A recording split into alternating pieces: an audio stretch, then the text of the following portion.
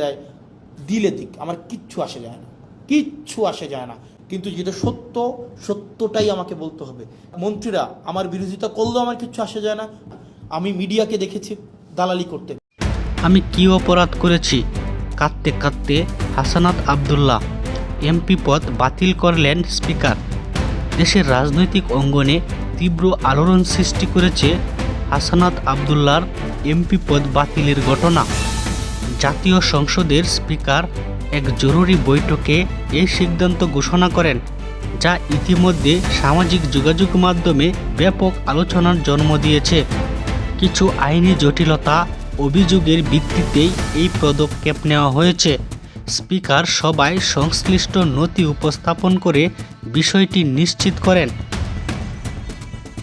তবে কী ধরনের অভিযোগ তা নিয়ে এখনও স্পষ্ট কোনো বিস্তারিত তথ্য পাওয়া যায়নি। অন্যদিকে এই সিদ্ধান্তে ভেঙে পড়লেন হাসানাত আব্দুল্লাহ।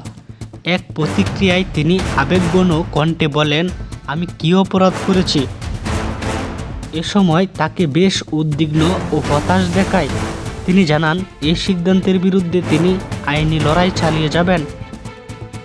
রাজনৈতিক বিশ্লেষকদের মতে এই ঘটনা শুধু একটি ব্যক্তির পদ হারানোর মধ্যেই সীমাবদ্ধ নয়, বরং এটি দেশের রাজনীতিতে নতুন করে উত্তেজনা তৈরি করতে পারে।